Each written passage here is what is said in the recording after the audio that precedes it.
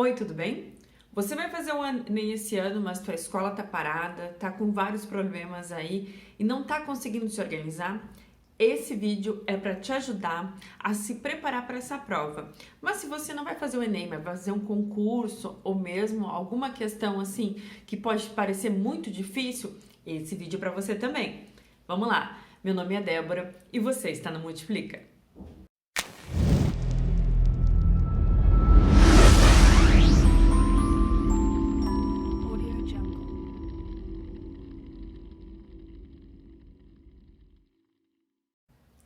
Grandes provas costumam nos deixar muito nervosos, especialmente aquelas provas que muitas vezes decidem, a nossa vida posterior a ela, como é o caso do Enem, que acabou sendo a porta de entrada para muitas universidades no país. Então eu sei o quanto esse período é tenso e o quanto é difícil lidar com tantas emoções e ainda com mais questões da pandemia e tudo que tem acontecido não só no Brasil, como no mundo inteiro. Então, como que a gente faz para se organizar, principalmente quem está começando a estudar? Às vezes é alguém também que está fora da escola. Eu tenho ajudado alguns alunos, inclusive, que estão fora da escola, ficaram um tempo sem estudar. Então, tudo isso vai trazendo muita angústia, que vai nos atrapalhando nesse processo de adquirir conhecimento e conseguir se dar bem na prova. Então, a minha primeira dica é: tente ter uma rotina de estudos. Ao longo do tempo que eu sou professora, eu encontrei muitos tipos de alunos e talvez os que tenham mais dificuldades são os que estão mais afastados do estudo. E eu não digo da escola, repare bem, porque muitas vezes a pessoa pode não estar na escola ou não estar na faculdade especificamente, mas é uma pessoa que lê muito, que tem muito conhecimento, ela consegue ter uma rotina com mais facilidade, porque ela já tem o hábito da leitura. Nós somos seres que somos feitos de hábito. Então, quando a gente às vezes não tem esse hábito, a gente precisa colocar ele na nossa rotina. Então, eu te digo, adapte a sua rotina. Como é que eu posso organizar o tempo do estudo dentro da minha rotina? Aqui no canal mesmo eu já fiz alguns vídeos como ter bons hábitos de estudos. Vou colocar aqui para te ajudar. Então, assim, como que eu faço, dentro da minha rotina? Por exemplo, às vezes eu acho muita dificuldade também quem já não tem 17 anos, essa pessoa já tem 30 e poucos, já tem a sua família. É óbvio que é mais difícil, né? Às vezes a gente também precisa trabalhar. Enfim, cada um tem uma rotina muito diferente. Mas na tua rotina, como que eu coloco esse hábito de estudo, né? Como que eu faço? Que tempo eu tenho? Às vezes acordar um pouco mais cedo, dormir um pouco menos, às vezes abrir mão de alguma coisa que você gosta, mas vale a pena pelo teu objetivo. Então, por exemplo, às vezes é um programa que eu gosto de ver, é uma coisa que eu gosto de fazer, durante um período eu abro mão, durante aquele período eu não vou fazer. Pense que tudo são ciclos, então esse é o ciclo de você estudar para a prova, e dentro disso você precisa colocar os estudos do Enem dentro da tua rotina, isso vai te ajudar com certeza. E a minha segunda dica é: te conheça, qual é o grau que você tá dentro daqueles conhecimentos. Porque que eu percebo, assim, às vezes as pessoas já começam a fazer a prova e ficam paralisadas.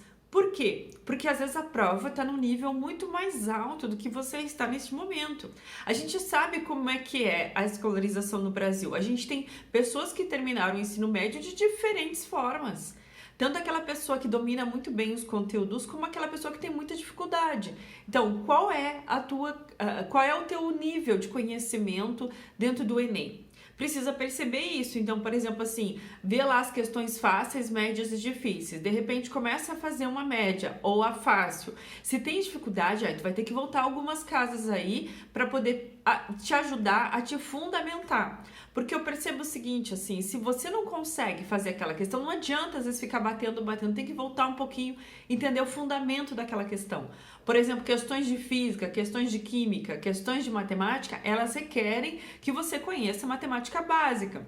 Se ela tá te faltando, então tem que correr um pouquinho atrás aí e quais são os fundamentos da matemática básica que estão me faltando, como eu posso melhorar, como eu posso fazer. E aí é uma coisa que você vai ter que perceber. Você vai ter que perceber o que está faltando no teu entendimento, o que está faltando, o que eu posso melhorar e que nível eu estou de certo conhecimento. Mas, por exemplo, vamos supor que você leia bastante, então língua portuguesa não é algo que vai te dar muito trabalho, é questão de leitura e interpretação de texto. Beleza, então de repente estuda um pouco mais gramática e essa é uma parte talvez que consiga tirar com mais facilidade. Então perceba isso, assim, e esse com certeza é um caminho que só você vai poder perceber qual é o teu grau de dificuldade e onde você está nessa jornada. Minha terceira dica é, e aí é muito importante, não só para o Enem, mas para concursos em geral, eu vou falar de novo, muita ênfase em leitura e interpretação de texto. O que eu vejo de gente errando questão, ou mesmo com problemas mesmo na faculdade, porque tem dificuldade de ler e entender o que está sendo escrito, o que está sendo dito. Então precisa melhorar isso.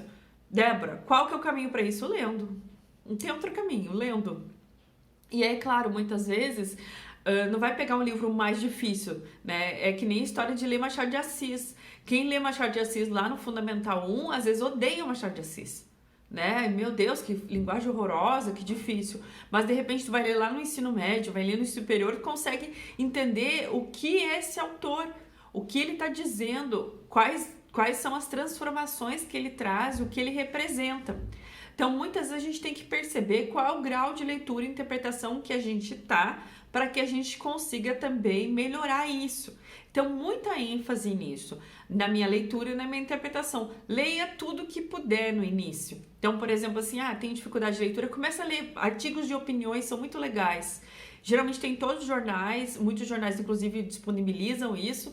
E é claro, né, ler pessoas que escrevem bem para te ajudar também a desenvolver. Como a redação também tem um peso bem importante, a gente consegue escrever bem quando a gente lê bastante. Então procure melhorar isso. Se a tua dificuldade é não entender, da mesma forma que eu disse lá na dica anterior, volte um pouquinho mais, pegue textos mais tranquilos para conseguir ler, e aí vai melhorando teu vocabulário, vai melhorando a tua capacidade cognitiva, ou seja, de pensar, de refletir, e aí consegue melhorar isso também. Minha quarta dica é: monte o seu cronograma de estudos. Eu sei que assim na internet tem 500 pessoas vendendo inclusive cronograma ou mesmo doando.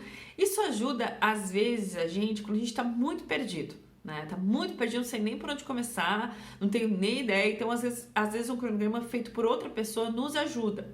Mas isso também tem a ver com exercícios de autonomia. Então, como eu vou me desenvolver e perceber quais são as disciplinas que eu tenho mais dificuldade, como eu me adapto. Mas, por exemplo, a pessoa às vezes te entrega um cronograma dela, que para dela deu super certo, ela passou em medicina sei lá onde, tá super bem. Mas ela conseguiu estudar 5 horas de matemática num dia. Você não consegue, você fica cansado, não é a disciplina que tu mais gosta, não é a disciplina que tem mais aptidão. Então, para ti, de repente, é mais interessante estudar 1 hora de uma disciplina, 1 hora de outra disciplina. Então, precisa também, pode até pegar de outra pessoa, mas pense como aquilo se adapta à tua realidade e o que está funcionando para ti. Porque às vezes, o que eu percebo? Não adianta a gente ficar muitas horas sem aquilo tá fazendo sentido. A gente adquire o conhecimento na medida que ele vem, né, as novas informações que a gente tem, e ele entra em informações que a gente já tem. E é como se formasse novas relações naquilo, como se formasse novas intersecções, e aquilo faz sentido daí na nossa memória, na nossa mente. Para que isso faça sentido, você precisa pensar como está o teu entendimento. E por isso que eu acredito sim que montar o teu próprio cronograma. No início até pode ser de outra pessoa, mas tente montar o teu. Tenta montar o teu que se adapta à tua realidade e que cada um tem muito diferente, né? Cada um tem aptidões diferentes. Nós somos seres diferentes. Perceber isso também faz parte do aprendizado. Minha quinta dica e última é: tente perceber quais são os temas mais recorrentes nas disciplinas. Do Enem, em geral, ele, óbvio, como ele foi feito, né, como exame final do ensino médio, teoricamente toda a educação básica pode cair, óbvio. Mas a gente precisa perceber quais são os temas mais recorrentes e como isso pode nos ajudar. Então eu vou lá e elenco, às vezes fazer provas anteriores, levantar quais são as questões, isso vai te ajudar a como se preparar melhor. E aí voltando àquela questão, né, tem que ler, realmente interpretar, fazer bastante exercícios, às vezes isso vai nos familiarizando com a prova. A prova ela tem uma linguagem específica, ela tem questões específicas, são montadas dessa forma.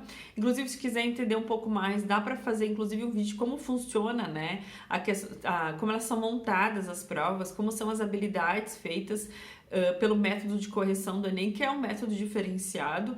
Então, como isso pode te ajudar? Então, levantar essas questões, onde que tá essas questões dentro da educação básica vai te ajudar. É óbvio que nenhum conhecimento é vão. Então, às vezes eu sei uma questão, ela pode não cair, né? Tem gente que fala assim, eu estudei tudo que não caiu. Mas aquilo vai te ajudando a perceber outras coisas. E esse é um caminho que ajuda bastante aí. Bem, se tu gostou do vídeo, deixa o teu like. Se tiver mais alguma dica, deixa aqui embaixo. Te inscreve no canal e até o próximo vídeo.